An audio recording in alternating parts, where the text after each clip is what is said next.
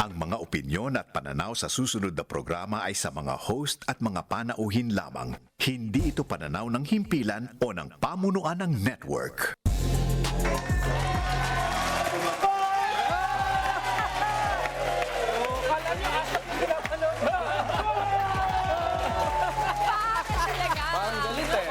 Magandang hapon, Team Pinas! Welcome sa programa kung saan bawal ang balat sibuyas sa pagtatalakay at paghihimay sa bawat issue sa bansa. Ako po si Atty. Dino De Leon.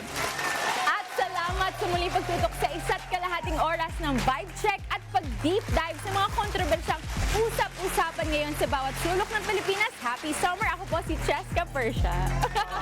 Kaya paikutin na ang ruleta at inyong transistor radio dahil mapakinggan nyo kami sa DZMM Radio, Patrol 630 at FMR Regional Stations. Ako po si Richard Hidario. Hello! Welcome back, Richard! Oh, syempre, available din tayo sa PTR Digital TV, sa PRTV Prime Media at sa Channel 31. Gayon din sa DZMM Radio Patrol sa Estrella Facebook live stream at PRTV Prime Media YouTube live stream. Ako po si Carlo Flores. Lahat yan! Dito lang siya, with due respect! Oh, take one yun! Kala nyo, ha? Galing naman ng mga kasama namin.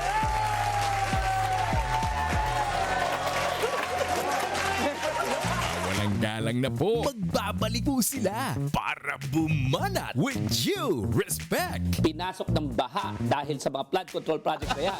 Yung ba? Richard Haydarian, Itong fighting corruption, it's systemic corruption. Carlo Flores, Eh, parang mas marami pag nag-resign kaysa sa napakulong. Cleve Arguelles, seryoso, sincero, at yung buong Dino De Leon, Sa totoo lang, sa real talk lang tayo. No? at ang bagong kabatuhan, Sabrina Gaca, Anong ginagawa mo sa kapangyarihan mo sa Senado? at Cheska Persia. So dapat pala, siya lang ang pwedeng makaroon. With due respect, tuwing linggo, 1:30 ng hapon sa PRTV Prime Media at sa bayang mapapakinggan, DZMM Radio Patrol sa Eastern at FM Radio Originals.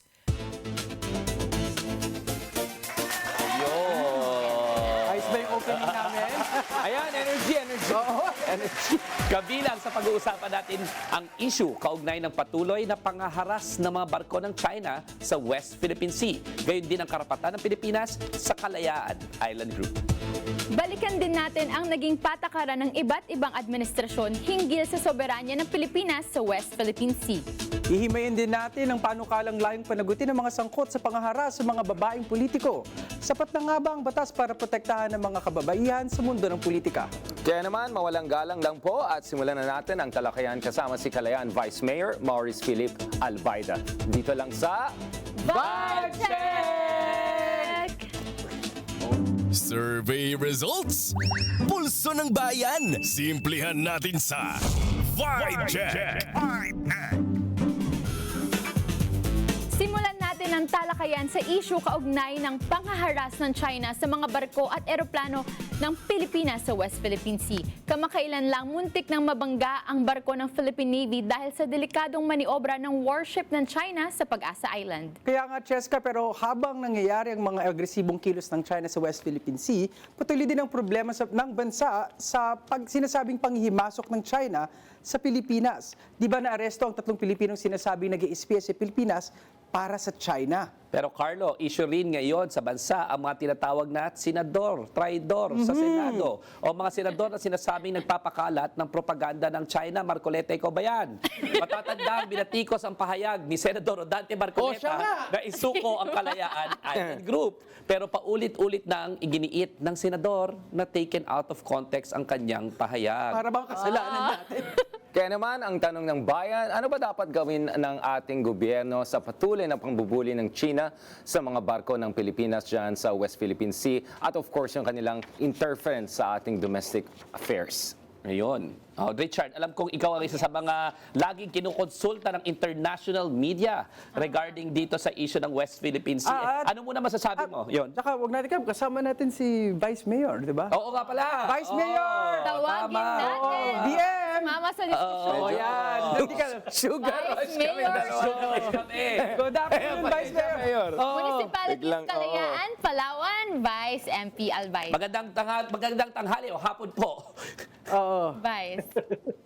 Mga kalayaang hapon, mga kalayaang araw po sa inyo pong lahat dyan.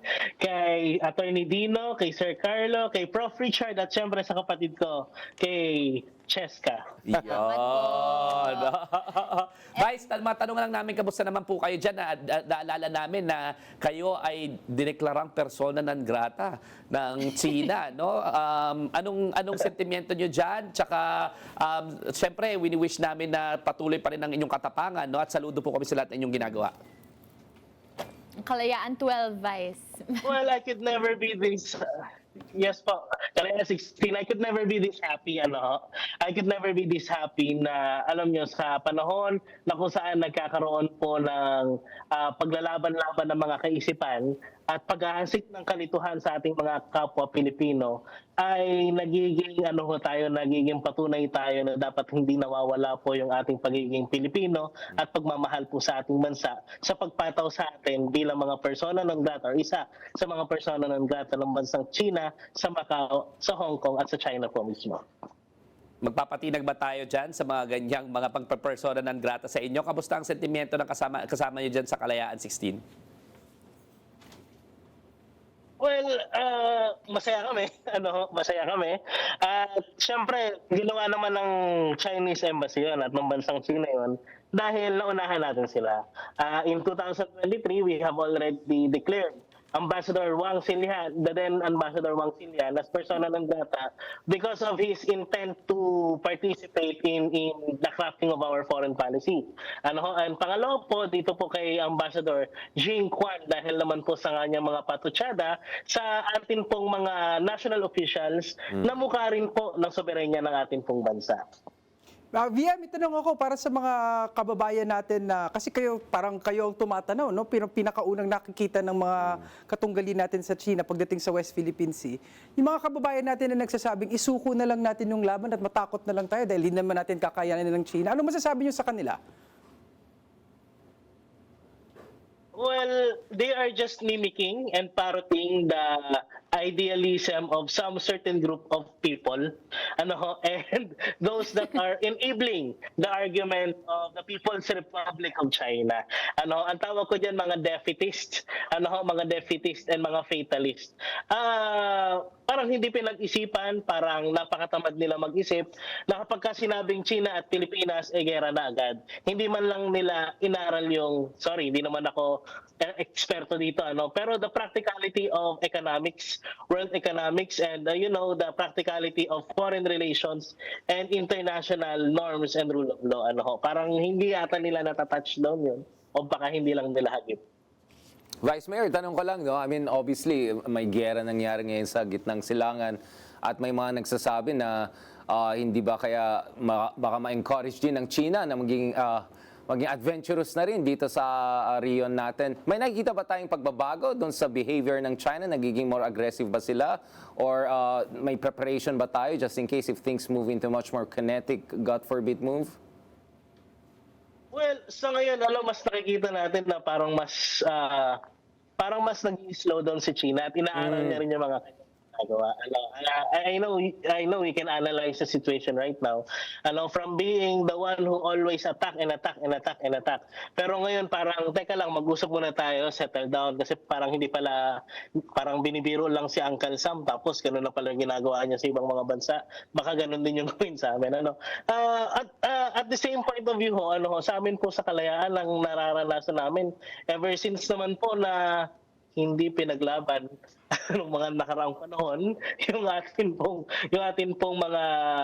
West Philippine Sea. Nararanasan na po namin yan. Mga intimidation, radio challenges. Right. Tandaan lang ngayon, mas naging transparent lang, mas ipinapakita sa buong mundo kung gaano walang hiya yung China na ginagawa nila ito mismo sa ating pong teritoryo. Dati kasi parang hindi pa sila masyadong, there were only 3 times na binanggit sila noong pong 2016 to 2022. Pero right now po, as we can see, lalo po nung nangyari nitong nakarang linggo lamang, Right. yung muntikan na po nilang banggay, yung ating pong BRP Benguet, yun pong 507 natin, talagang nakikita natin kung paano sila gumalaw at paano nila tinetest to the fullest extent yung kanilang tinatawag na gray zone strategy. Sige. At ito, Vice, alam namin na nitong nakaraang buwan sa March, nagkaroon ng ating ito, West Philippine Sea Coalition Pulong Bayan dyan sa Puerto Princesa, Palawan. Maari ba naming matanong kung ano yung mga sentimiento ng mga people on the ground, lalo na yung mga ating mangingisda, which is gravely affected by the situation? Well, sa ngayon, dahil merong pressing issue sa issue ng petrolyo, yun yung mas natakel, yun yung mas natakel. So much so, yung sustainability ng presence ng ating mga mangingisda na naglalayag na mamalakaya sa atin pong Kalayaan Island Group. Ito po yung bahagi ng West Philippine Sea na sakop po ng lalawigan po ng Palawan. So dito po sa Pulong Bayan na ginanap, partikular na kasama ng ating mga mangingisda, natanggap po ng ating mga mambabatas yung mismong pulso ng ating pong mga samahan ng mga mangingisda, samahan ng mga namamalakaya, at nakita nila kung gaano kahirap kapag ang gobyerno ay malayo sa realidad on grounds and at sea. Kaya nga yung mga mambabatas po natin, yung atin pong tinatawag na Special Committee on West Philippine Sea, at si Senator Erwin Tulfo, ay talagang they crafted something that would really address the gut issue of our fishermen and our fishers who are getting their fish catch in the Kalayaan Island Group, particularly as part of the Palawan's West Philippine Sea. Vice, may matanong ko lang bago siguro tayo magtapos dito sa segment na ito, no. Ano po ang anong masasabi ninyo dun sa pahayag ng isang traidor na senador, no, na i-give up na lang po yung Kalayaan Group of Islands? Na misunderstood naman daw. Sorry na. Kaya pa mali, no? Or ano masasabi ng mga sorry, tao Vice. na ganyan ang nagsasabi? Hindi na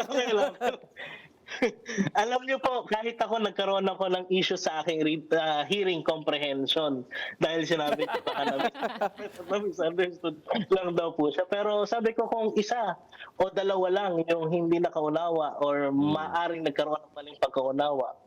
Pero kahit yung professor ko na may doctorate degree sa English at yung may doctorate degree sa wikang Tagalog, parehas ang pagkakaintindi. Siguro naman, hindi naman po tayo nagkulang sa pagkakaunawa. Tayo po ay nasaktan. Siguro kung sa layman's term, we felt that we were being betrayed and discouraged by the statements made by the honorable senator Senator Marcoleta. But then again, as the representation of our great people who are part of the Kalayaan Island Group, our great residents, talagang nanindigan po tayo na siguro mas mabuti since this will already run down the history of the Philippines, siguro mas maganda na tanggalin na lang o i-strike out the statement ng nasabing senador doon po sa Commission on Appointment. Kasi tayo po, bukod sa tayo nasaktan, kailangan meron din tayong gawin na para po hindi ho basta-bastahin na lehitimong mga mamamayan. May mga bata po doon na nag-aaral, may mga guro, may mga sundalo, may mga Philippine Coast Guard, at meron pong mga ina, may mga ama na namumuhay po sa Isla Pag-asa ng payak pero may malalim na pangarap po para sa bansang Pilipinas which no one can ever invalidate. Vice Mayor, tanong ko lang, anong tingin niyo sa mga tao nagsasabi na kailangan natin ng diplomacy engagement? I mean, narinig natin yan sa mga matataas na official din ngayon. Lalong-lalo na ASEAN Chair at yung ating presidente, sabi niya baka babalik din tayo dun sa mga conversation, negosasyon ukol sa joint development agreement sa RIDBANG. Alam ko, of course, prerogative ng ating presidente yan at DFA, pero kayo naman nasa frontline, nakikita niyo yung katotohanan, alam niyo yung tunay na nature ng China. Anong tingin niyo sa issue na yan? How should we approach diplomacy and engagement with China? Well, diplomacy and engagement should be mutual. should be reciprocal. Ano ho?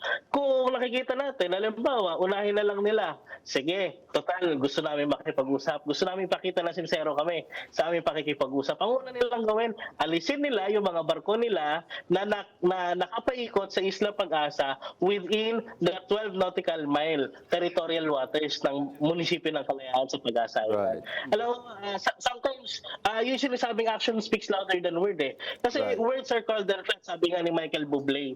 Diba? So talagang Hindi ko na-expect yun. Buplay talaga. Kala ko Churchill or something like that. Okay. So kailangan meron silang gawing action. Kailangan makita ko ng ating bansa na seryoso at sincero sila sa kanilang intensyon. Paano natin sila pagkakatiwalaan sa malaking bagay kung doon pa lang sa mga maliliit hindi na nila maipakita na katiwa-tiwala po sila. Vice, para siguro last question na lang, para sa mga nakikinig sa atin ngayong hapon, kayo nga nasa frontline sabi ni Richard, ano ang inyong mensahe sa ating mga kababayan? Paano namin kayo matutulungan at masusuportahan sa ginagawa nyo ngayon? Walang ibang pinaka-mainam na panahon para maging Pilipino kundi ngayong panahon na kung saan tinitest po yung atin pong pagka-Pilipino sa ating pong pagmamahal sa West Philippine Sea. Hindi po ibig sabihin nasa landlocked area ka ng Luzon o nasa southernmost part ka ng Mindanao o nasa easternmost part ka ng Visayas, wala kang pakialam sa West Philippine Sea. Si West Philippine Sea po ay nagko-contribute ng at least 5% ng fish catch na disente pong inihahain natin sa hapagkainan ng buong Pilipinas. Yun pong mga isda na nahuhuli sa Jensan, yun pong mga galunggong na nahuhuli at isinisilbi minsan sa ilang mga gunggong, ay ang breeding ground po yan ay Philippine Sea. So wala pong Pilipino dapat magsasabi na wala silang pakialam sa West Philippine Sea. Sapagkat ito po ay atin pong patunay na magpapatuloy po ang salinlahi ng atin pong bansa kung atin pong ipaglalaban, hindi isusuko, at atin pong pangangalagaan ang ating karapatan. Napakagandang mensahe. Maraming salamat sa patuloy na pagdindig, Vice Mayor Morris Philip Albayda ng Kalayaan Municipality sa Palawan. At maraming salamat po sa oras na ibinigay niyo sa amin dito. So with due respect, ayan po sa ating panawagan natin sa mga kapwa natin Pilipino, tayo po ay tumayo bilang Pilipino at ipaglaban natin kung ano yung sa atin ng West Philippine Sea. Muli mabuhay ka, Vice MP, at ang buong Kalayaan Municipality. Salamat po.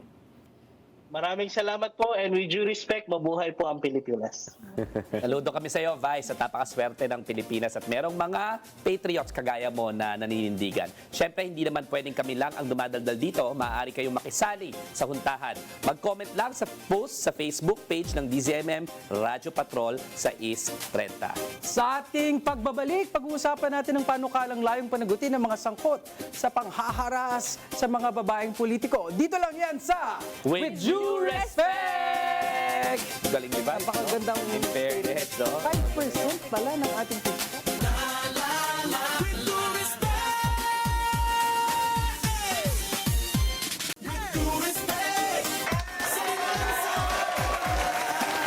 Ulitin natin ulit. Nakatutok pa rin po kayo sa With Due Respect kasama ang Team Pinas. Now, let's take a deep dive sa panukalang layong panagutin ang mga sangkot sa panghaharas sa mga babaeng politiko. Sa panukala, tinukoy ang violence against women sa anumang aksyon o pahayag na nakaapekto sa babaeng politiko tulad ng physical, sexual, or psychological na pamamaraan na pang-aabuso. Tama ka dyan, Richard. Sakop ng panukala ang mga ipinanganak na babae. Gayon din ang mga babaeng sumasa ilalim sa medical o legal transition. Kabilang na ang mga kandidato o nakaupong halal na opisyal, party list nominee at miyembro ng political movements. Kung matatandaan natin, Dino, Attorney Dino, inihain ang panukala matapos lumutang ang mga sinasabing sexist remark ng ilang opisyal at personalidad. Sapat na ba ang panukala para protektahan ang mga kababaihan sa mundo ng politika? Kaya naman, Cheska, lahat yan tatalakayin natin dito sa Deep Dive! Yun na yata yung pinakamahabang skill na binasa ko sa Deep talambo. Dive? Ready ka na ba? Deep Dive! Deep Dive! Naramdaman ko yung bonggas na alam mo yan eh.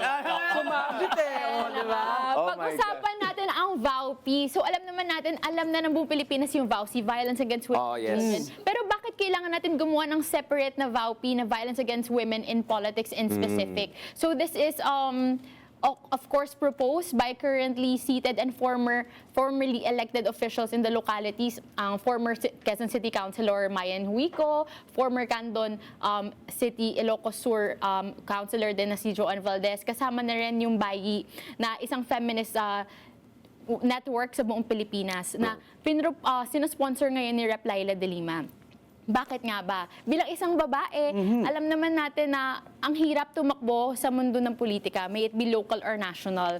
Maraming hindrances. Isa na dyan ay economic resources, isa na dyan yung social access, pero isa pa dyan yung violence na talagang nararanasan ng mga kababaihan dahil pag nangangampanya ka, may it be social media, may it be house to house or physical or caucuses, may makukuha kang mga verbal remarks from the constituents themselves or other political candidates. So kailangan may specific targeted law to protect women because ang hirap na nga magkaroon ng genuine representation ng kababaihan na hindi galing sa political dynasty. Tapos may mararanasan ka pang ganun. So mas nahihirapan pumasok yung mga kababaihan natin na gusto maglingkod at gustong tumayo para sa mga karapatan ng kababaihan at ng mga bata sa politika. So sa akin, it really makes sense why we need to pass this VAUP bill. So kayo naman, what are your thoughts on this? Madali kasi ang ginagawa ng mga iba, madali na patahimikin yung mga babae kasi sisipulan mo lang. Yes. Di ba ginawa nila kay VP Lenny dati, pati yung tuhod niya, di ba? Pinapansin ni Rodrigo Duterte. Ginawa nila kay Laila de Lima, inatake yung kanyang pagkababae para ma-discredit siya. In other words, alam mo kung yung lalaki, kunyari for example, yung meron noon, macho pa ang tingin eh. Di ba? Ang tingin pa doon sa lalaki, hindi ganoon naman talaga. Nagpapakalalaki lang ang Nagpapakalalaki sasabihin. lang. Pero yung mga babae, automatically diluted yung kanilang boses, yung value nila, at saka parang nawawalan sila ng overall say in the table pagka inatake yung kanilang pagkababae. No? So ang laki ng difference. And nakita na natin yan sa kaso mismo ni Laila de Lima. No? Kaya sa akin nga, walang better person to sponsor this bill than Laila de Lima because they attempted to silence her. Buti na lang, malakas rin at matapang din yung ale. No? Hindi sufficient yung mga current laws natin. No? Kasi yung pag sinasabi nating VAUC, ang integral component dyan is dapat meron kayong dating relationship. Okay, so ibig sabihin, nire-recognize kasi ng batas na pag may dating relationship ka, mas iba yung grabing pang-aabuso na pwede mangyari. No? Iba yung psychological violence, iba yung economic violence, iba rin yung physical violence, na tapos may dating relationship, mas nakukulong yung babae doon sa relasyon na yon. Ang nangyayari ngayon, dahil hindi siya sakop ng VAUC, ang pwedeng ikaso lamang sa kanila ay yung regular harassment. Pero iba rin naman talaga yung pinagdadaanan na harassment ng babae sa politika kumpara doon sa counterparts sila ng lalaki. Hence, kailangan talaga ng nuancing dito sa batas na ito. Kaya yung mga in transition din, like, Correct. So it could be also transsexual. Oo, kasi di ba, ang sasabihin nila, ang aatakihin yung kanilang sexualidad, ang aatakihin yung kanilang gender as opposed to the Yung mga ideya arguments. nila, yung mga prinsipyong pinaglalaban. So hindi fair yung diskurso eh. Magsasabi sila ng argumento, magsasabi sila ng prinsipyo, magsasabi sila ng mekanismo, tapos ang atake sa kanila, transgender ka. Di ba? Atake sa iyo, babae ka kasi, kaya ganyan yung ano mo. O baka mainit ang ulo kasi baka sabihin, may dalaw. Ganyan lagi yung mga kabastos ang sinasabi, di ba? So ngayon, di ba meron na tayong safe spaces na batas, no? Right. So even if may ganun na tayo, kulang. Pero kasi nasa bordering na rin yun na. Kasi dati, di ba, ang kakulangan ng VAUC ay pag walang dating relationship, ay unjust vexation lang. Correct. Yan. Assault. Assault, ganyan. So iba yung gradient. Ngayon, bakit kulang pa din yung paano nito pala natutulungan yung Safe Spaces Act? Ang iba kasi, di ba, yung sa Safe Spaces Act, lahat ng mga tao pwedeng applicable yan. No? Ito, tsaka yung sa Safe Spaces Act, by the way, lahat ng mga kaso dyan, sa totoo lang, probationable. Yung sabihin, alam mo yon, multa, wala naman masyado nakukulong dyan. Mamaliit yung penalty. Dito sa VAUP, hindi. Kasi sa totoo lang, every time na inaatake mo ang isang babae na politiko at pinapatahimik mo siya, ang biktima mo, buong komunidad. Yes. Yung representation nila, yung constituents nila. So mas malaki ang epekto sa ating lipunan kung ang pinapatahimik mo at ang violence na piniperpetrate mo against somebody na babae sa politika. So, syempre, iba rin naman yung lugar na kanilang kinatatayuan at mas importante rin na meron tayong mga mekanismo na protektahan sila. So the proposed law actually recognizes na ibang klase ang pinagdadaanan nitong mga babae sa Yes. politika at iba rin yung damage na nasusustain ng lipunan natin kung sakasakaling sila. Tsaka maganda ito para sa ating demokrasya. No? Doon sa mga ibang demokrasya, alam natin may mga quota system sila, yung mga partido, dapat ito yung quota na para may gender balance and representation. I'm not sure meron tayo necessarily something like that, no? Or whether we even have a real Meron political tayong party. Magna Carta for Women that is encouraging us to have 50% women in the workforce. But Pero it's not encourage, being- exactly. it's not Pero being dun sa implemented. ibang bansa, talagang may quota, di ba? Correct, oo. So, para sa akin, usually meron tayong conception, nagkaroon naman tayo ng at least dalawang presidente na babae, ganun. So, meron tayong parang false impression na we have overcome misogyny, sexism, and patriarchy. Alam natin sa totoong buhay, hindi yan. So, actually, kailangan mo ng ganitong mga protection and safeguards para maengganyo yung ating mga kababayan to run for leadership position na para tataas lalo yung kanilang representasyon. Kasi yan ang magbe-benefit dyan, yung ating demokrasya, if there's more representation from all different sectors. No? And touching on Attorney Dino's point, it happened, I think, 2025 lang, a Manila City Councilor na female was being constantly attacked by a fellow male councilor. And because of that, naapektuhan talaga yung work niya. To the point na she gave out a privileged speech. I just forgot our councilor's name. Physically and verbally attacked siya by a fellow city councilor. At dahil doon, naapektuhan yung mental health niya, naapektuhan credibility niya, yung dating mga colleagues niya that respect her, nawala yung respeto sa kanya. Dahil paulit-ulit siyang verbally and physically abused by a fellow city councilor. Susubaybayan ng with due respect ang traverse ng batas na yan sa Yes. ating legislative system. At sana may pasa at para mabigyan natin ng pagkakataon ng genuine spaces ang ating mga kababaihan. Tama. Pero sabing pagbabalik, alamin natin kung sino ang lucky winner sa ating Magic Ruleta at bakit siya ang naging usap-usapan sa kwentuhan. Dito lang yan sa With Due Respect! Sa napaka-energetic natin yan. Mabuhay!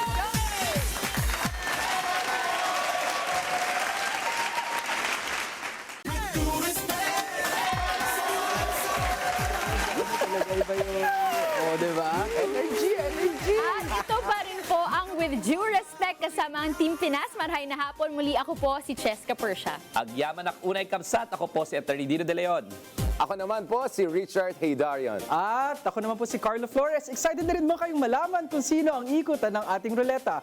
Tulad ng dati, magbibigay pa rin tayo ng quick comment sa sino mang matataparan ng mga hiwagang ruleta. Sa mga nanonood at nakikinig, pwede kayong makijoin. Share your thoughts sa live stream sa ating DZMM Radyo Patrol sa Istriana Facebook page. Ito ang Magic Ruleta! Sino na kaya ang lalaro sa ruleta natin today? It's time! Maikutin ang Magic Ruleta! That's it. Oh, wag na tayong magpatumpik-tumpik ba? Go Ruleta!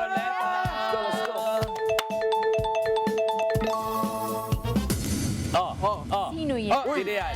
Wag natin sabihin ko Oy. muna, nakatulog Oy. pa si Senator hindi safe, Jinggoy Estrada, Parang kaysa isang congressman na hindi nagpapasafe para sa mga kababayan, Bong Suntay. parang gas station ng Malinis ba? Yung gasolina? Pero, ito yung mga halimbawa ng mga nilalang sa ating political system na nag-create ng need para sa VAUP na batas. We could use less of them, palagay ko, in our public systems. Isipin mo ba naman, in-invite na lang isang national athlete natin sa Senate hearing tapos babastusin man lang. At sa isa pang senador na may asawa na parang, pwede mong girlfriend yan, di ba? Ano kaya Ano klase anong mga pampabastos no? yan? Anong klase mga komento ang meron to mga to, no? Tsaka parang akala mo kung sinong macho, no? Oo. Hindi na po uso yung mga ganyan mga projection ng kamachoan, lalong-lalo ka na Jinggoy, pamacho-macho ka dyan, diba? Hindi nakakamacho. Lalong Safe ka pa, lalong hindi safe ka pa. okay. Lalong hindi okay. Oo. Oo. Pero hindi ko maintindihan yung fashion niya talaga eh. Medyo late night show ang dating. Hindi ko what's that combination? Parang bigyan mo na lang ng fashion tips, Professor Richard. Medyo matrabaho ito. Ang dami natin kailangan. Hindi pa pasok sa quick comments. Hindi pa pasok. Kailangan na nag-deep dive.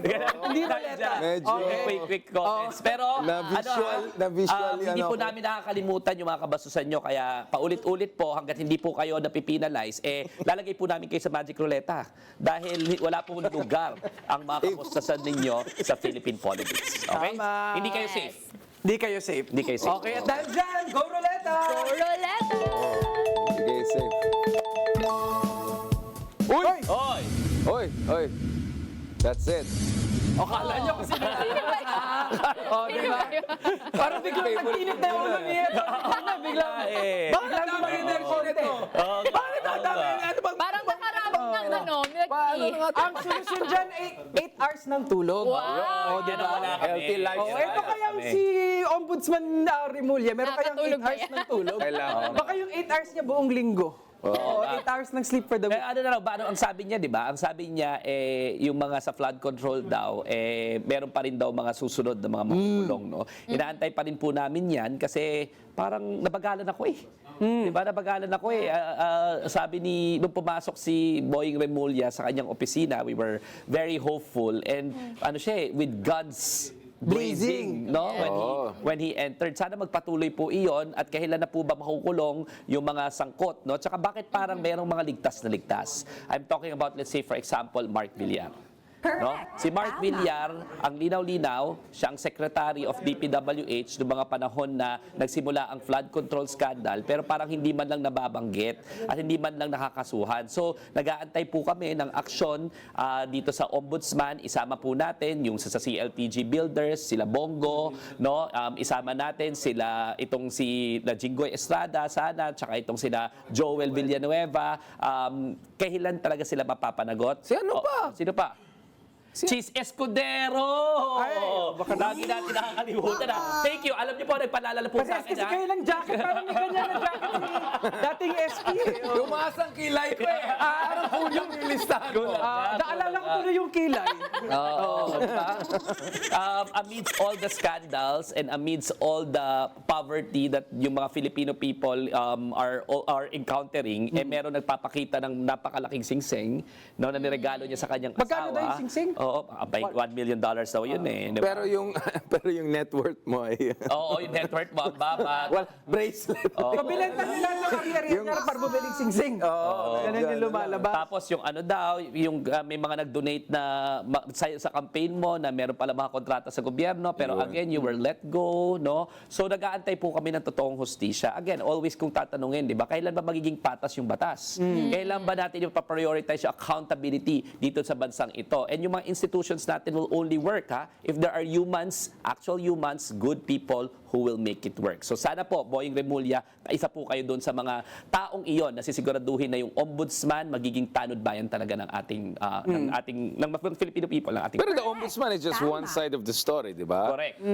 Dapat yung buong justice system talagang titignan natin. So, ombudsman just gets the ball rolling. Pero hopefully, once this goes going, meron tayong justice also on the other side of the equation. Kasi last year, ang daming na-acquit eh. Correct. Diba, At sabi nga ni Boying, di ba, ang dami raw ina-acquit ng courts natin eh. Yeah. Di ba? And he has the statistics to back it up, no? So sana lang, kaya nga meron tayo Pero hindi special kaya court may yun, di ba? argumento na kaya nga medyo na-delay ng onti kasi gusto nilang iwasan yung mga technicalities kasi maraming mga acquitted. Airtight. Na maaari naman we have to concede na talagang nakakabagal yun ng proseso, di ba? Well, yung sa akin kasi, di ba, as a litigator, napansin ko rin naman na kaya naman eh. Kaya na hindi naman ganun kabagal. Kasi para sa akin palagay, kung masyadong mabagal yan, nagpalit na yung 10 years na, 8 years na, sabi mo kahit na 5 years na, baka nagbago na yung abogado niya, nagbago na yung investigators, yung quality ng ebidensya, yung quality ng scrutiny nawawala eh. Para sa akin, no, an integral component of justice is making sure na medyo mas mabilis ito at hindi pwedeng palusot sa akin yung naniniguro kami, no? Tsaka Naniniguro. medyo lampas na 6 months eh. Oo. From the crisis, from the Tsaka yung scandals. naniniguro, di ba? Yung naniniguro na yan, actually, sa paniniguro ninyo, lalong nakakawala kasi yung mga tao nawawala na ng gana at tahimik na tahimik. Parang nangyari kay Joel Villanueva. Natin, ang tagal natin hindi na lang rinig kung ano nangyari. So magugulat na lang tayo, acquitted na pala. Noon pa. Na may secret na may secret decision na tinawag ni Boying na secret decision. So sana hindi na maulit ito. So hopefully, sa lalong madaling panahon, tama si Richard, all our institutions should work to promote accountability. Ang lagi natin sinasabi, dapat patas sa batas, hindi yung selective yung justice natin. At dahil dyan, panoorin nyo si Attorney Dino sa Patas sa Batas. At ngayon, tayo ay mag-go Roleta! Branding pala to. Meron tayong podcast, bata sa batas. Dumi-deep dive na naman. Oy, ano yan? Ang soon-to-be karton. At Nasaan na yung counter natin? bakit? Ano nangyari? Nasaan? Nasaan na siya? Nasaan siya? Nasaan na siya? Si Senator Bato. Nasaan siya? Nasaan siya? Yun nga yung tanong. Nasaan pala? Gawin lang dito. I mean, I don't understand. Alam ko, prerogative ng Senate yun to do something about it. Pero hindi ba tayong taxpayers, taong bayan, mga bumoboto, wala ba tayong karapatan? Alam ka naman na senador pa rin tong tao na to, ilang buwan na nawala. Pag nag-absent ako dito sa with due respect, wala akong sahod eh. Present na nga tayo, walang sahod. Present na nga tayo, wala akong sahod. Ito, wala MIA na nga. May sahod pa rin. Wala na nga siyang committee, lahat tinanggal. Pero alam ko dun sa isang episode, sabi mo, minsan mas maganda wala sila, di ba? Oo nga. Hindi ko sinasabi dahil katabi niya yung isa. Pero, di ba sabi mo minsan, parang mas Mag-walk out maganda ka na yung lang. empty ka nandun sila. So baka naman magpasalamat tayo, hindi siya nagpapakita. Blessing in disguise ba? Tingin ko hindi kasi may ilang milyong Pilipinong umasa na paglilingkuran sila ni Senator Bato. Parang mas makintab pa sa ulo niya yung record niya. Wala pang naipas eh. Walang naipasa. Wala na naipas ang batas eh. Oo, wala sa debate. Wala sa sa mga debate. diskusyon. Wala sa mga boto. Nung nakaraan, gusto pang hiramin ng pamilya niya yung mansyon sa Baguio, Sa Baguio. ng Senado. Hindi nagpapasok pero gusto magbakasyon yung kanyang pamilya. Ang sarap ng buhay. Ang sarap ng buhay. Talaga nga naman, no? Pero, nung malawakan ng patayan sa Pilipinas, ikaw ang perfect attendance, ha? Tandaan mo. Tama. Nung malawakan ng patayan sa Pilipinas, ikaw ang perfect attendance. Kaya dapat talaga maaresto ka na ng ICC, ha? Takot na takot ka ngayon, pero dati grabe ang tapang mo. Sabi mo, flight is an indication of guilt. Nanggaling yan sa bibig mo eh. Tama talaga yung isda na uhuhuli sa sariling bunganga. No, sa sariling Tama. bibig. Pero sana marinig namin ulit yung bibig mo. Mag-participate ka naman sa debate sa Tsaka si Senado. Tatay Digong, hinahanap siya, nag-iisa si Tatay Digong. Pwede nagsamahan isa. Sabi mo din, gusto niya na. Di ba yun din sabi niya? Careful rin yun. Gusto niya lang at para maalagaan niyo si Tatay Digong. Kawawa naman yung matanda, ginagamit niyo yung pangalan. Wala naman kayong action na parang gusto niyo dapat tulungan, aalagaan niyo si Tatay Digong na gano'n, drama-drama ka. Wala ka naman. Unless, nasa ICC ka na. Group hate! Group hate! Group hate! Dapat, magyakapan kayo doon, no? Lagi nyo lang ginagamit yung pangalan ni Rodrigo Duterte, pero wala ko nakikitang konkretong aksyon para sabahan nyo siya. Correct. Para tabahan User-friendly niyo siya. kaya kay Para Tatay maibalik Digong, nyo siya. kawawa naman si Tatay. I'm concerned for Tatay, for his mental, So, Senator Bato, we hope to see you soon. We have in The Hague. In The Hague, ICC. Tsaka yung huli ko nga sinabi, no, ako po kasi tumira ako sa dahig ng sandali lang lamang nung nag-aral ako doon, no. Maraming mga uwak doon. Grabe yung mga seagulls, maririnig mo talaga yung mga seagulls sa madaling araw, kakatok sila doon sa bintana mo, hindi ka makakatulog. Yung po, pag nandun na po kayo sa dahig, yung po yung mga tiling ng lahat ng pinatay ninyo. Hindi kayo patutulugin, no. Yung mga seagulls sa maririnig nyo, yun yung mga tinig ng lahat ng pinatay nyo sa Pilipinas. So sana mapunta ka na sa dahig, there, and then bibisitahin ka namin, huwag ka mag-alala.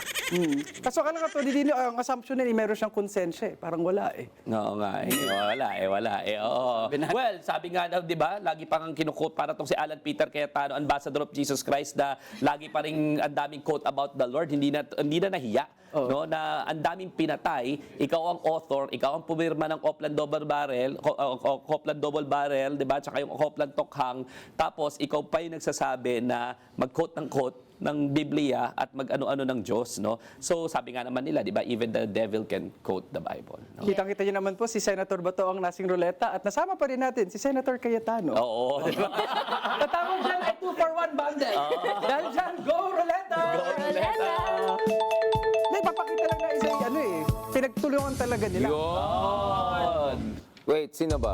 Ito yung opposite ni Senator Bato. Parang kung si Senator Bato ay puro absent.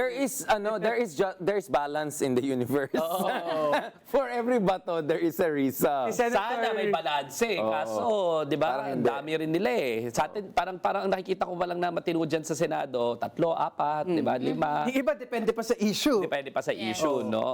Pero at least we have somebody like Risa Hontiveros na Consistent. Consistent. Tsaka siya rin yata yung chair, di ba, ng women Women and Family, Committee on Women and Family, yan yung magiging counterpart doon sa na magpapasa nung VAUPI. Yes. No, nung VAUPI na pinag-usapan natin kanina. So we wish Senator Risa Hontiveros all the best at sana po mapasa ng Senado yung counterpart ng VAUPI, no, ng House of Representatives. Okay. Okay? At parang mabilis tayo. Mahirap na kasi baka magsalita ako kung saan mapuntang discussion. 2028 elections Ay! na mapunta.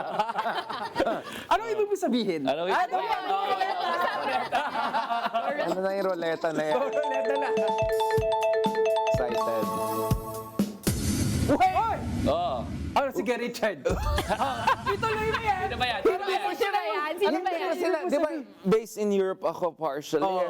Hindi ko sila nakikita. Pareho. Nakikita? Pareho. Oo. Kala ko kung anong sasabihin Kasi di ba mo eh. may snow pa, tapos nag-ano siya ng snow. Ay, ay, ay. Ayan. Kasi yung kanyang Burberry na hindi ko maintindihan. Ano siya? Nakikipagkagawa pa ng humba. Oo, parang Beastie Boys na hindi ko maintindihan ang informant niya ngayon. Oo. Parang biglang nawala na siya sa eksena. Well, ang gaganda ng mga suot niyo. Tignan mo, puro mga Lacoste, mga Brandy, oh, Burberry, di ba? Peaky Blinders. Peaky Blinder. Pero kahit Blinders! Pero kahit anong Japarms niya, parang wala na nga pumapansin sa kanya, no? Para sa taong ganyan na O wala na rin, kasi parang binubuli na rin siya ng mga DDS vlogger, di ba? Kahit na anong Japorms niya, sinusuka pa rin siya ng pamilya Duterte.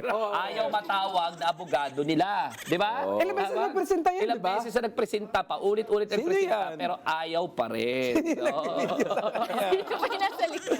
Oo nga, sino nasa likuran niya doon, no? Meron pala siyang videographer. Pero kasama niya doon sa picture kanina, sa roleta, ay Si si Zaldico. Zaldico. Ito pa yung ating mga fugitives. Alam mo, meron na akong In quote na Europe. ganyan, hindi ko na sinusuot after this. So, baka pati si Omar Duterte may ganyan din. Oo nga, no? Magganyan ako Pero sa no, comment ni Omar. Matagal-tagal na rin yung yung kanyang last video. AI Hindi pa ba nga yan? tayo sure kung AI o Kaya nga hindi. parang umiiba itsura niya every Diba? 2 days. Tama yan. Di ba sabi niya ay parang marami siyang mga expose nun. Kung hindi yan political operation na para gulihin yung usapin sa flood control, hindi sana nagpapatuloy pa nagpapakita si Zaldico. Oo. Di ba? Sana sinaharap niya lahat. Sana umuwi na siya sa Pilipinas para hanapin yung mga kaso. Sagutin niya lahat ng mga tanong, ipakita niya lahat ng ebidensya. Kasi naman yung yung pinakita nilang video para that's it. That's it. 'Di ba? Parang walang laman, tapos ayaw naman magpa-scrutinize, hindi pa ma-authenticate yung video, no one can cross-examine it. Again, Pero similar- believe si Senador Marcos, si Amy. Correct, Amy and correct. myself. Oo, Amy and myself. Marami sila eh. Me and myself. Depende ba sa araw niya? Amazing, wonderful. mga kaibigan, hindi pa ba obvious yung script ng mga DDS? Ang script ng mga DDS, magpapagawa ng pasabog kung ano-anong mahikang akusasyon, pero hindi sanay humarap para sa cross-examination. Anong tawag dyan? Anong tawag dyan? Tatak Duterte. Duterte. Tatak Duterte.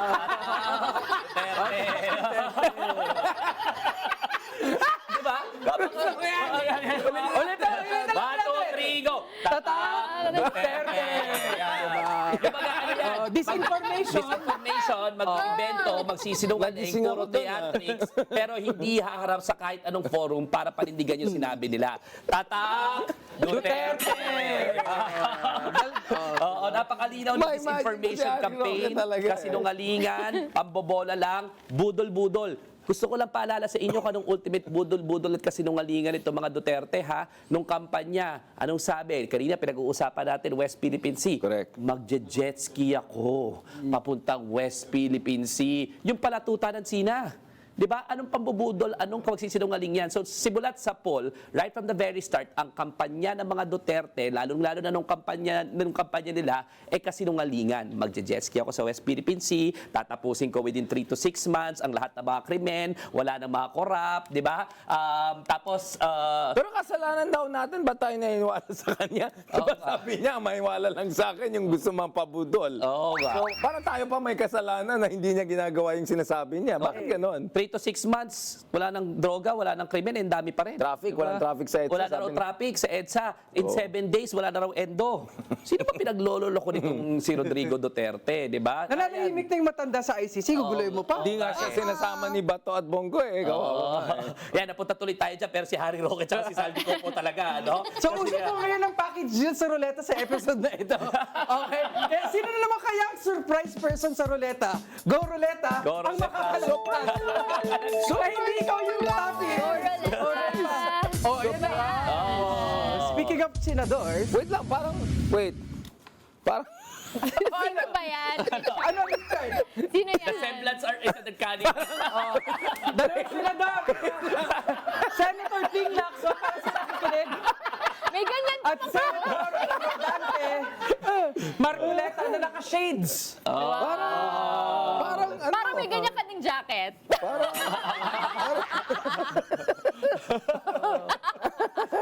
Kamusta naman may bangayan itong dalawang ito, no? Maganda yan, maganda. Yung isa Shakespearean, mag-English, GMRC, tapos yung isa legal luminary, West Philippine Sea expert, very high level yung kanilang exchanges. Pero grabe yung ginawang expose ni Panfilo Lacson, ni Senator Panfilo Lacson, nung sinabi niya, parang photocopy, parang carbon copy ng lahat ng mga Talking rhetoric. points. In fairness. Tsaka pati si Trump nga, inaaway na, di ba? Sabi ni Trump should be held. In fairness, I agree with you. Yun naman ang common sa dalawang ito, naman. pero silang naging tagapangulo ng Blue Ribbon Committee. Pero ang tanong, sabi ng mga Gen Z, who did it better? Diba? Anong banda? Sa pagiging chair ng Blue Ribbon Committee. Dahil pares nilang Maganda ginawakan yung dynamic nila, no? Yung back and forth investigasyon, nila. no? So, di makasalita si Atty. Dino De Leon kasi nagmumukbang yan siya mag-isa. Nanahimik ako, magagano ka. Alam ko kasi wala ako sa... Nahuli ka rin. So, ikaw yung nakalagkas sa ruleta ngayon, no? Diba? Nahuli ka! Nahuli ka!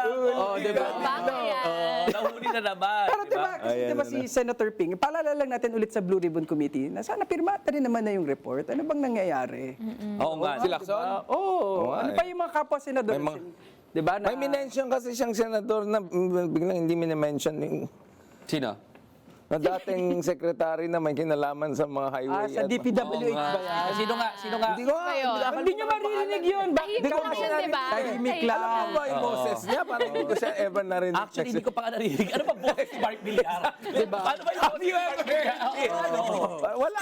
Senador ba talaga to? Parang hindi ko pa nakita magtanong. Si Cynthia Villar ang alam na. Since Villar naman yung sana hindi na lang magsalita. Yun na lang. Ano ko nagising sa bilyar naman kaya yun? Sino ba nasa ruleta natin? So, walang tinama ang ruleta. Bardagulan na, Lahat hati- bardagulan. Sige na nga, go ruleta. Para malaman mo mong mahagit next. Pero parang ano Mukhang mapapatuloy naano pa. ako eh. Sino yan? Sino to? Surprise yan, surprise. Ay, siya na yan. Ito na, parang- Dino, para sa Parang gigil na gigil siya. Parang galit eh. Ganyan, ganyan, yan. Dino, Duterte.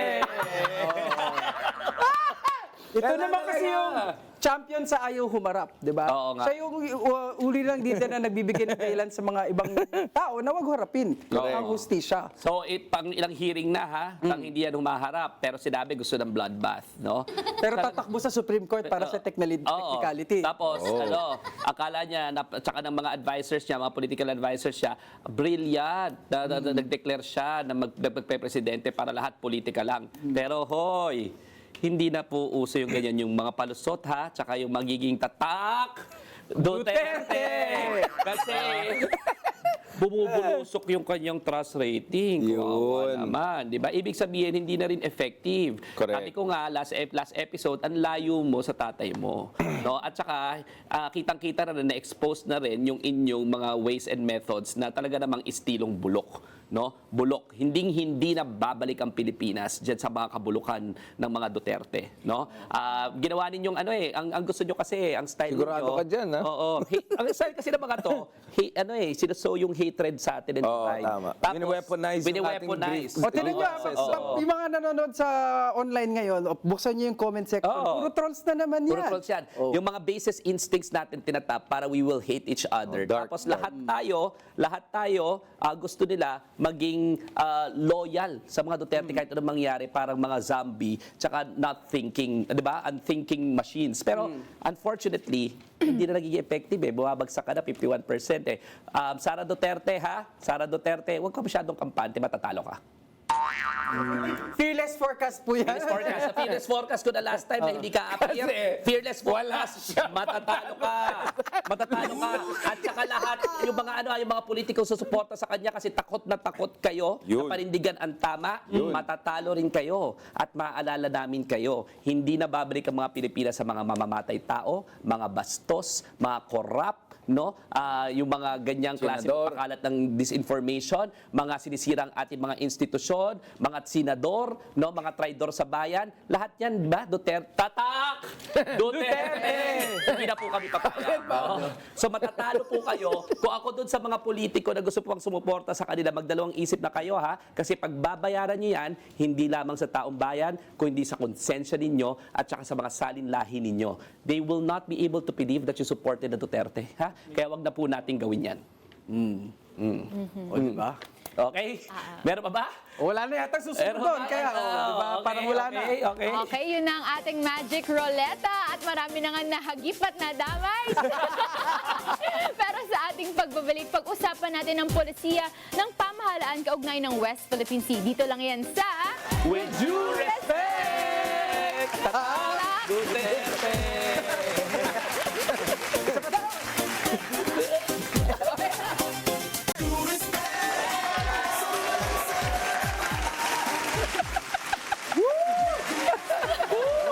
Daming energy, oh. Kanina po ng break, sabi nila, magmamagandang hapon po ako sa mga DDS, sa mga Dino De Leon supporters. So mga convert na, Oy, parang... Dino De Dino De Leon supporters! Dino De Leon supporters! Kung ganun lang naman, di nakakayang mag-DDS. Diba? So magandang hapon sa mga DDS, Dino De Leon supporters. Welcome back sa With Due Respect, kasama ang Team Pinas dito sa segment ng BS Politics, also known as Bawal ang Balat Sibuyas. Pag-usapan natin ang mga naging polisiya ng pamahalaan kaugnay ng West Philippine Sea.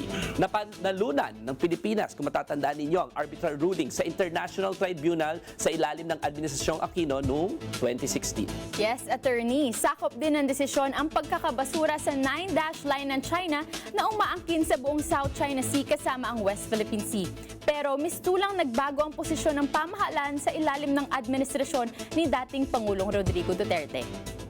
Tinawag pa ang dating Pangulo ng piece of paper o kapirasong paper, papel ang desisyon kahit na kinakilala ito ng international community.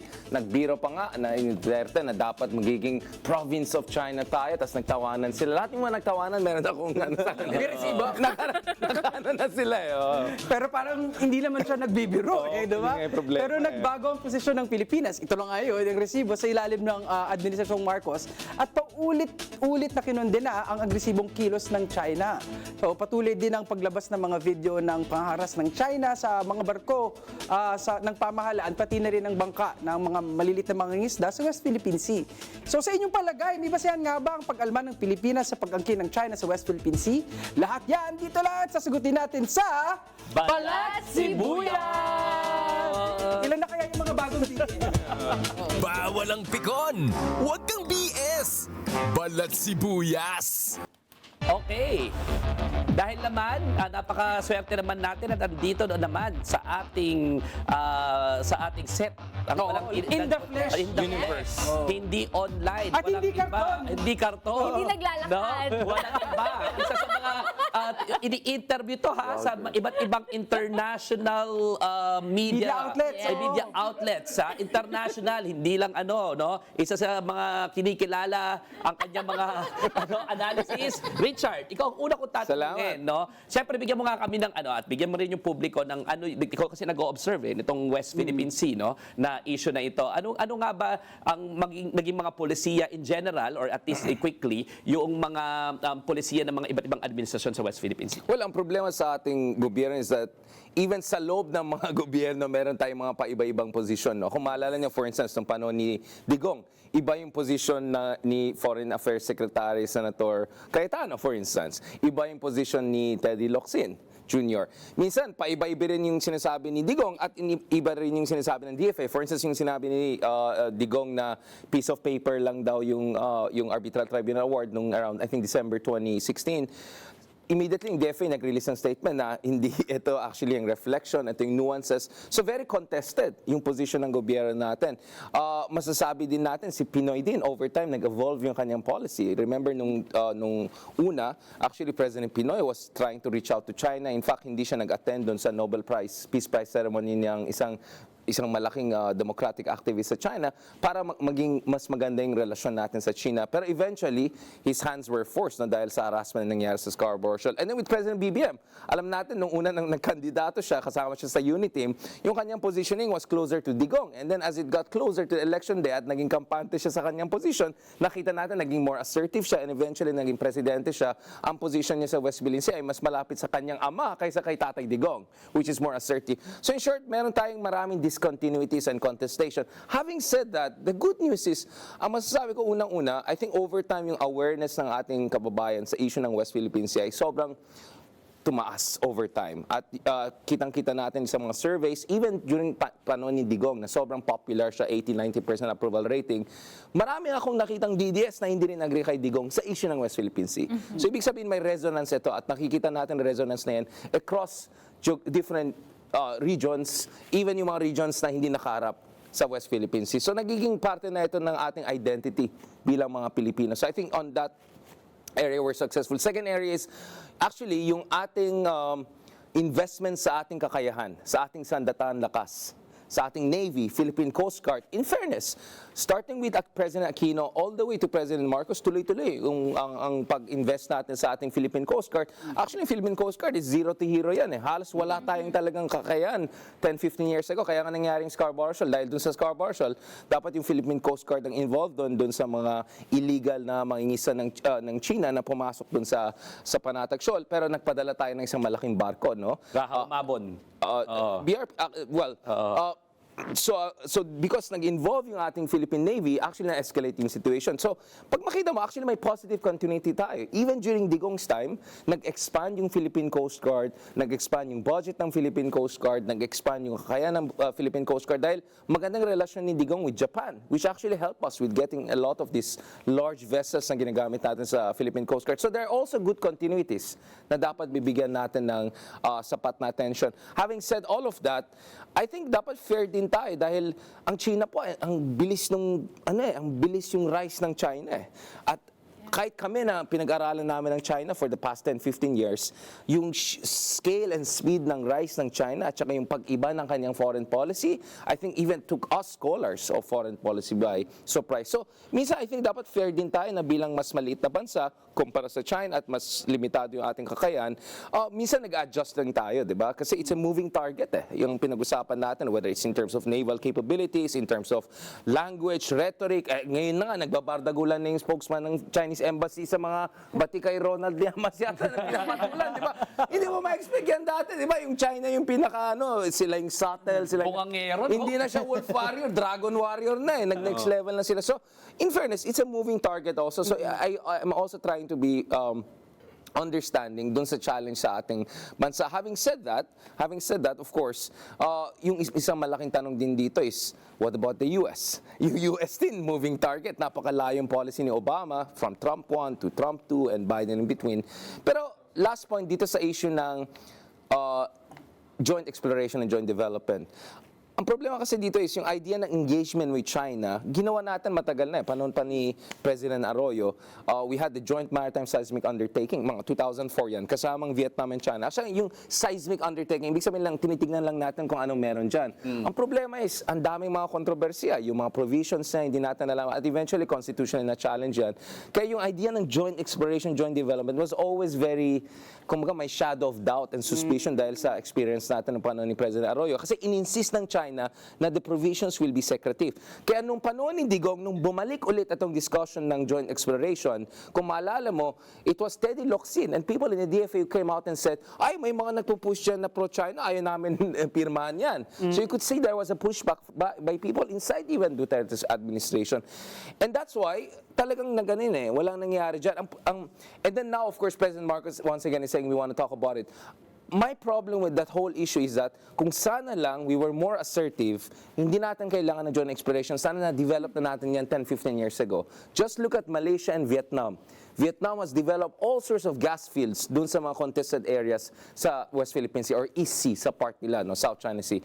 Yung Malaysia, a few years ago, dalawa pang kalaban nila, both Vietnamese and Chinese, pero yung Petronas at yung West Capella na ginamit nila, tuloy pa rin sila. Sabi nila, hindi, national interest natin yung energy security, we're gonna do it despite the risk. As in, nagbabanggaan na sila.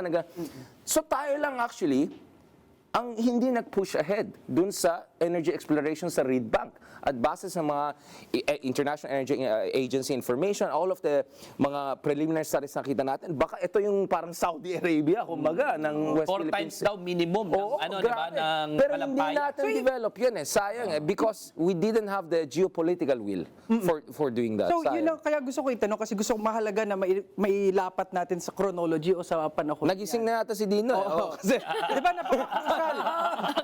2016, nang lumabas ang arbitral ruling. Yeah. So, binabanggit mo kasi, Richard, na tinuloy ng mga kapitbahay natin sa Southeast Asia ang kanilang exploration. Kung ginamit natin yung lakas at timbang ng historic ruling na yun at pinursu natin ang ating sole exploration ng mga resources, baka iba yung energy security Kaya position nga, ang natin. point ko is, even during Pinoy, when I generally agreed with our position, feeling ko lopsided pa rin. Kasi, okay, maganda yan, dinala mo dun sa korte, sa Hague, ganun. Pero alam naman natin, even sa international legal community, law is one thing, but facts on the ground are also important. And sa tingin ko, lopsided yung approach natin parati. You have to back up legal warfare with actual investment in our capabilities. Kaya ako, not because Ilocano tayo, in fairness kay Marcos Sr., meron siyang vision na mag-invest tayo sa ating kakayahan. Kaya nga meron tayong airstrip dyan sa Pag-asa. Ang problema, recently lang na-develop. In fact, alam mo ano administration na nag-refurbish yan? Si Secretary Lorenzana, under Digong pa lang. So imagine for 30 years, 40 years, wala man lang tayong mga investments dun sa ating facilities. Kaya pag kinompare mo yung fake islands ng China, na mukhang mala Dubai na ang ganda, Mga diba? reclaimed islands, Or yes. even Vietnam, may mga solar panels, mga airfields, yung parang tayo pang behind the curve, even though tayong first movers pagdating sa developing. And then yung sa Malaysia nga, para siyang 5-star hotel resort, yung mga areas ng control nila. So in short, para sa akin, sana ang approach natin is, on all fronts, proactive tayo. Diplomatic, legal, but actually also operationally on the ground, including pushing ahead with development of resources. Kung sana na-develop natin yung Reed Bank, 15-20 years na natin pinag-usapan yan meron na tayong mga companies, etc. Kung sana binantayan ng mga aliado natin, binantayan din natin with our own sarili natin barko, di sanang wala tayong energy crisis ngayon. Hindi lang tayo umaasa sa Malampaya. So ang problema natin ngayon is parang may shotgun nga, which is yung China naghaharas sa atin, may time bomb pa dahil paubos na yung Malampaya at dahil dito sa gulo sa gitnang silangan, lalong naging desperate pa nga tayo But even if we agree with China, which will be very difficult dahil i-insist ng China na meron silang sovereignty dyan, may sovereign claims. Of course, mag-violate yan ng arbitral award natin. Mag-violate din natin yan ng ating saligang batas. Diba? So actually, for me, it just shows na ever since nag-struggle talaga tayo to come up with a comprehensive approach that truly operationally on the ground supports our interest. Yeah. At unfortunately, mas nakikita ko yan sa mga kapitbahay natin na kasing laki lang natin, hindi naman superpower ang Malaysia or Vietnam So ibig sabihin, hindi ito sa laki at sa yaman.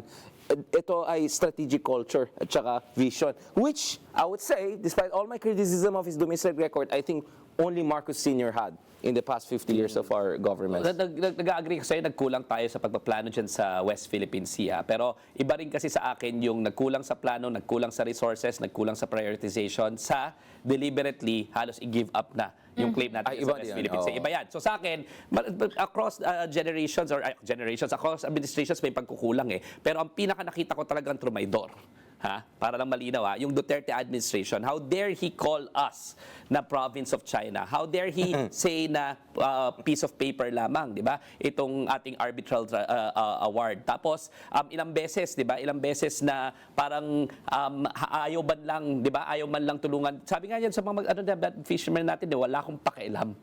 Wala akong pakialam, magutom kayo. Minura niya pa. Yung mga Pero, mangingisda ito, honestly, like, I still wonder, wala naman tayong smoking gun Pero bakit siya kaya ganun, no? Kasi, of course, one theory is Manchurian candidate. O, saan galing mga pondo niya nung tumakbo siyang presidente? I mean, we really don't know. Wala naman tayong foreign financing monitoring capability. Kasi parang, nagigets ko na maging practical tayo, let's not invite aggression and war. Gets ko yung ganun. Pero parang si Duterte medyo weird Or dahil ba ito, dahil galit siya sa US, dahil sa ginawa ng US sa kanya or sa atin. Minsan, until now, even if may mga sinulat ako, libro, ang daming articles and all, until now, it's still a mystery to me.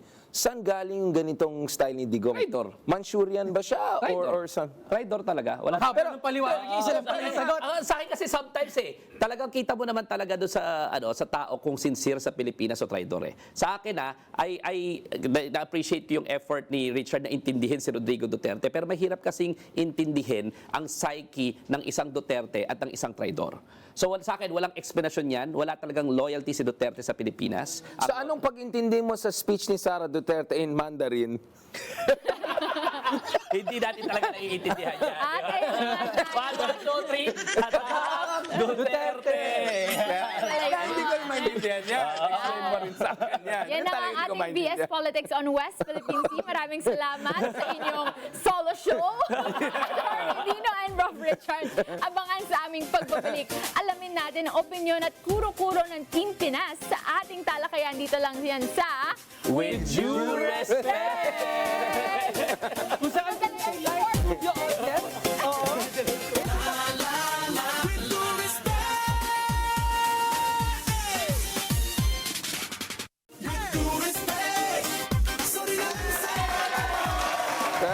Ano meron? Okay. Patuloy pa rin kayo nakasubaybay sa With Due Respect kasama ang Team Pinas. Ngayon naman alamin natin ang komento na aming mga host sa ating talakayan. Tayo na naman mag-uusap. At syempre, bilang judger kami, kami rin magdidesisyon if we will either Take it or leave it! Again, without leave. Take it or cleave it. Clipless show to Clipless episode. Naka-clipless na naman tayo ngayon. Di mga take away nyo. Mamaya ka na. Yan ako. Sige. Ikaw na may bagong Dino De Leon supporters. Dino De Leon supporters. Ngayon nabinyagan. Ano nangyari? Ako gusto ko lang, pinag-usapan natin ng West Philippine Sea. Dalawang bagay tumatak sa akin. Malaking bagay na pinapakain tayo ng West Philippine Sea. Hindi lang siya, maganda yung sinabi ni Vice Mayor kanina na may kinalaman sa bituka ang West Philippine Sea. Hindi tayo nagtatanggol lang ng mga maliliit na pulo. Right. No, dahil mahalaga sa atin yung 7,100 islands. No, dahil pinapakain tayo. Pangalawa, na may kinalaman sa pagkain ay para sa mga kabataan. No? Umuunti na at kumukonti na ang mga mangingisda natin, no? Pati mga magsasaka natin. Dahil hindi na kasi magandang paraan ng pagkakabuhay o pangkabuhayan ng pagiging mangingisda at magsasaka. Lalo ngayon, kung liliit pa yung spaces kung saan nagiging hanap buhay, no?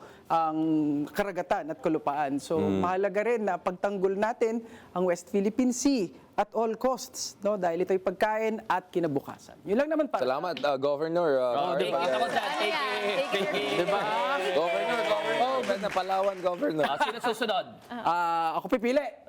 Si Cheska naman. Diba? Ayan, maraming salamat, Carlo, bilang live audience dito ngayon. Sa akin naman, ang takeaway ko is that dapat talaga mapasa ang ating panukala both sa Congress at sa Senado na VAU-P bill, ang Violence Against Women in Politics. Dahil importante yan para mas makapasok ang mga babae who holds genuine representation and genuine interest para protektahan yung ating mga kapwa-kababaihan at ating mga kalalakihan. Hindi lang tumatakbo bilang pampalit sa kanilang ama, sa kanilang asawa at sa kanilang kapatid. Pero totoong mga babaeng nasa politika na gustong maglingkod bilang public servants. At pangalawa dyan ay saludo ako sa ating mga local officials sa Kalayaan Municipality na tumitindig. Nakakatakot kaya talagang ipaglaban ang karapatan natin, lalo na ang kalaban mo ay isang superpower. Pero nandun sila, they're proud, nagsasalita sila sa media, nagpupulong bayan sila, in-explain nila sa atin na mga hindi taga-Palawan kung ano ba ang importance ito at ba't natin kailangan lumaban. So tayong mga Pilipino na hindi taga-Palawan, hindi taga-Kalayaan, tumindig din tayo at suportahan natin sila. So yun lang yung sa akin, take it or cleave it! Take it. Cleveless. Siyempre. Parang wala sa option yung clipless. Ano ba yun? Sige, ako na yung para mahuli si Richard. No, ako na lang. Ikaw na lang? sige na. Basta ako, very inspired ako kasi na-try naman natin lahat. May Omar Duterte, may Sara Duterte, may Harry Roque. Ako, I'm very hopeful dahil meron tayong isang katulad ni Attorney Dina De Leon at Yes. officially na-launch natin ang DDS! Dino Yan! Take it. Take it! Take it ako! Dina De Leon supporter. So ikaw yung first DDS I am ever. the president of the DDS fans club. DDS 2.0 to. Ano parang yung isang, wag na. Ano ba yan? Yun na ba yun? Ako take it. Take it. Cleave it. Kunyari ka pa. Kunyari ka pa. Ako, quickly lang, no? Yung na-realize ko lang dito sa episode na to, kasi na-amaze ako kay Vice Mayor, no? Yes. Grabe yung paninindigan, grabe yung tapang, grabe yung articulation, grabe yung understanding about the complexities of the West Philippine Sea vis-a-vis yung mga problema on the ground, no? At kung mapapansin mo, battery sa statistics, ang dami namang sumusuporta sa ating mga kababayan na pinaglalaban ng West Philippine Sea, ha? Malagi, all surveys show na grabe ang suporta ng mga Pilipino na para ipaglaban ng West Philippine Sea. Pero parang merong disconnect Kasi it can just be reversed by A bad president. Yes, a bad president Yeah. who is the chief architect of our foreign policy based on our Philippine Constitution, no? At saka ilang-ilang mga senador. Yeah. So sa akin, ang take out ko dito, no, hindi talaga sufficient na dapat 'di ba the other way around Hindi nagre-rely yung mga matataas na tao sa ating lipunan na ipaglaban nating mga ordinaryong taong West Philippine Sea, 'di ba? Dapat we can rely on them as well. And unfortunately, para sa akin, kung sakasakali maaring ma-reverse ang lahat ng ating gains sa West Philippine Sea kung iboboto natin sa 2028 ang Team China. So sa akin malinaw, no, ang issue sa 2028 isa sa pinakamalaking issue sa 2028, Team China versus Team Pinas, no? Kaya, Pag Team Pinas na tayo, Duterte. Eh, nabanggit mo nga team, ano ka ba sa team 2028 ng Team Pinas? Team Pinas. Boboto ka kandidato. Diba? Di first time natin mapatahimik si Attorney Dino De Leon. suspicious. Suspicious. Pinag-uusapan natin kanina, no, kapag ka nanindigan tayo para sa West Philippines, iisipin na ay tayo pro-China. Lagi nahahati mga Pilipino. Pro-China, pro-US, pro-Southeast Asia. Natin nakakalimutan na dapat tayo ay pro-Philippines. Kaya panoorin natin yung video na to para maalala natin tayo ay isang Team Pinas.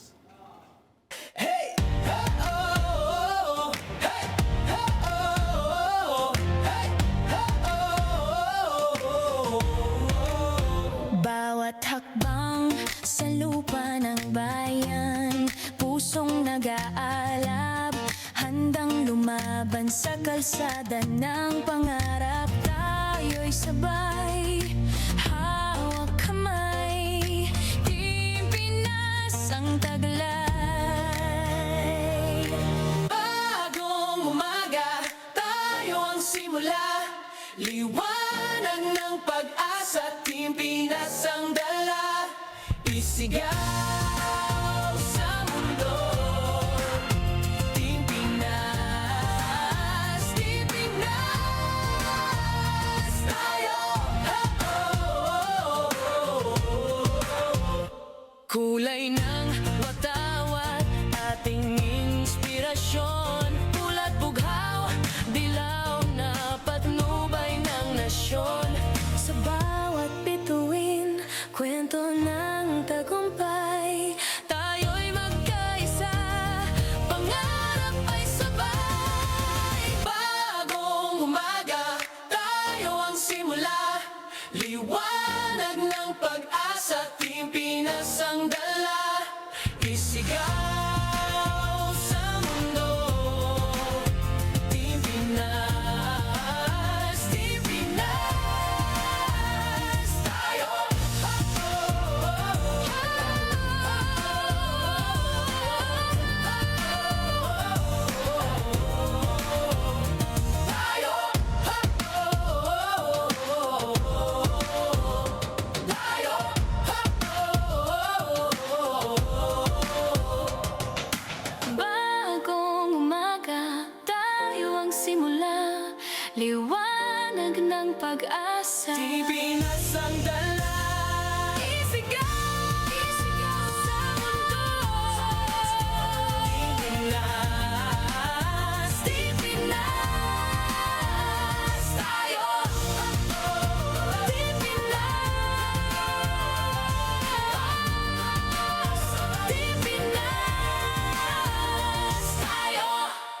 That's it.